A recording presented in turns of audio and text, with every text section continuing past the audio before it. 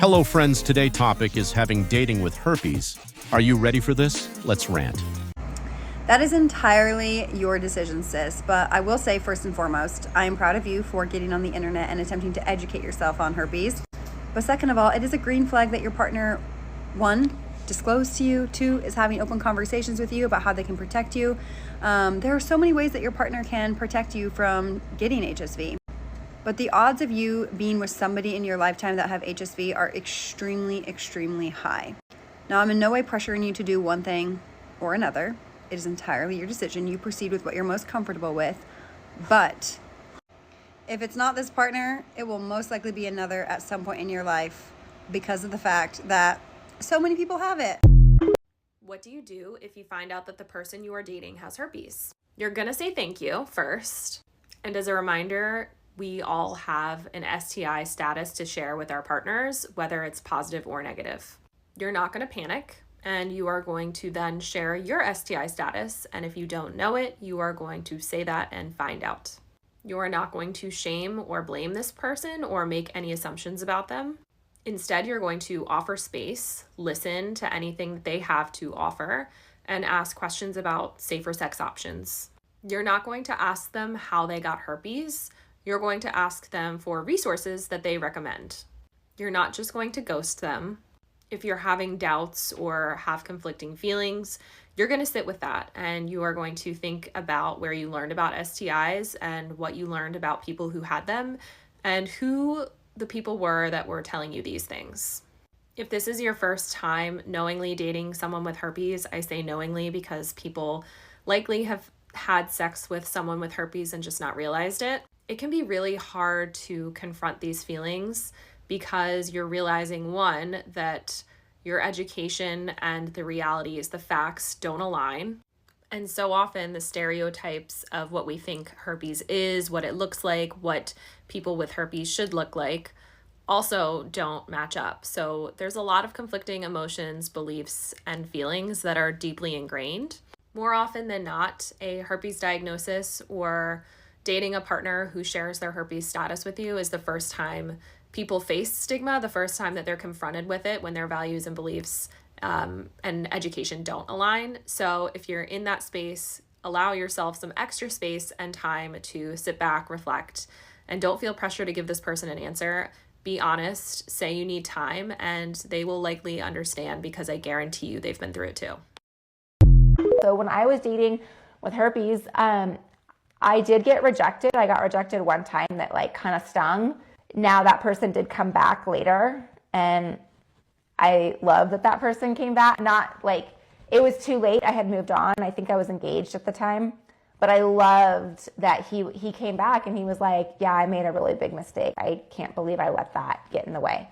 I was like, well, and he's still single. You know, for those people that are not ready to disclose their status and want to continue to date, there is an app called Positive Singles. I've used this before. From my experience, everyone is far. I'm from Los Angeles, but everyone that I've met is either in San Diego or all my matches are up north, 5 hours plus drive. Wasn't worth it for me, so I started using the regular apps, but that's different because I'm not ashamed of my status and I have it all over my profiles when I am on dating apps. But for those that don't want to be so upfront about it and just want to meet people, it doesn't even have to be dating, it could just be friends. That's a good place to start. That's how I started, being so, I guess, open about my status, is just meeting and going out. But I did start with Positive Singles, so I just wanted to let people know that there is more out there than just Bumble and Hinge.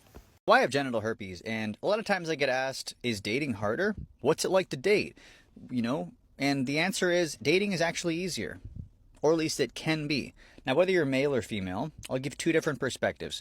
Let's say you're a guy and you didn't have much going for you pre-diagnosis and you get herpes. You then have two choices. Either you have herpes and not much to offer still, or you're going to use your diagnosis as a motivating factor to improve yourself.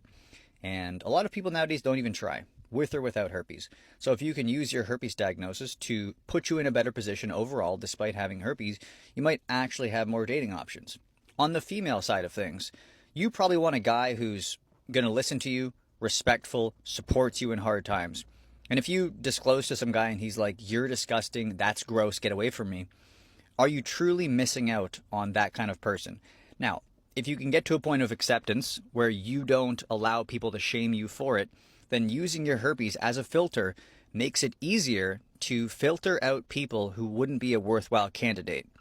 And of course, this might be some like, "You're coping, bro," but your life won't be worse, regardless of who you are, if you adapt these two mindsets.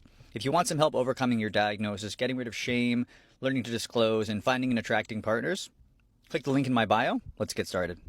Okay, so one of the most heartbreaking things that I see with those of us who get herpes is that people will just like completely take themselves out of the dating world. Two things actually: removing yourself from the dating scene, and the other one is just like deciding that you're going to settle for anyone who accepts your herpes status. I want you to think about like if you had herpes orally, which I know people who have it orally can struggle in their own ways. And literally most humans have that, whether they get cold sores or not. Like I probably have it too. But when you have it orally, you wouldn't think about the fact that like you can never make out with someone again, you can never date someone again, no one's going to accept you, and you have to settle. And that's because we don't stigmatize it the same way or even understand it the same way, but we are just as much at risk of getting it genitally from people who have it orally, unless you don't engage in oral. But like, you have to remember that with herpes, you are not contagious most of the time. And I know that we think about and fear the whole viral shedding thing, but we only shed an estimated 5 to 20% of the year. And that varies from person to person. It depends on how often you get flare-ups and just your specific immune system. And shedding is the one that's hard to get our head around because like we can't really control it and we don't necessarily know when we're shedding. That's why we disclose to partners, because at any point in time, there could be a small risk, but that 80 to 95% of the time, you're not contagious and you're not shedding. So the chances that someone is going to get herpes from you, even if you're not taking any precautions, is still pretty low. Most people are getting and transmitting herpes not knowing that they have it and not recognizing their symptoms when they get them because they can be so mild. You as a person who's aware of your status can do so much to protect your partner that someone who's unaware can't. Like avoiding activity when you feel a flare-up coming on, and sometimes you can feel you're shedding if you're getting like symptoms prior to a flare-up, but the flare-up just never comes. You can assume you're shedding then. Doing that reduces the risk a whole lot. Also, just like being on antivirals daily, which some people are, reduces it greatly. Using protection, even though it's not foolproof because it depends on where you have it, but that still reduces the risk greatly. People still kiss and make out and date with people who get cold sores, even knowing that they get them. There's absolutely no reason that you should remove yourself from dating just because you have it below. You can do and enjoy everything in exactly the same way. And just because there's more of a stigma based on where you have it, that's only going to weed out uneducated, ignorant partners. But trust me when I tell you that most of them, offline and off TikTok troll culture, don't care. I have pulled the hottest people since getting herpes and since being single with it.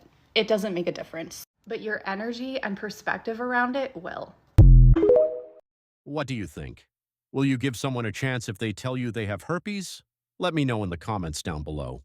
Do you have herpes, but you're trying to figure out where to date? Hi, I'm Catherine. I'm a sex and relationship coach. I have HSV1 and HSV2, and I use most of the apps. There is an app called Positive Singles out there where the sole purpose is connecting people who have herpes with other people who have herpes. But I don't like this because inherently it's creating more shame with the premise that you're only supposed to connect with other people who already have it. And I think it perpetuates the stigma even more. Reality is 70% of the population has oral herpes, aka cold sores. And about 1 in 5 or 1 in 4 people in major metro cities have HSV2, aka genital herpes. So the likelihood of you hooking up with or dating someone who has it is pretty high, especially since most people are asymptomatic and it's not included in the STI panels. So date who you want, just make sure you have the conversations so everyone can consent.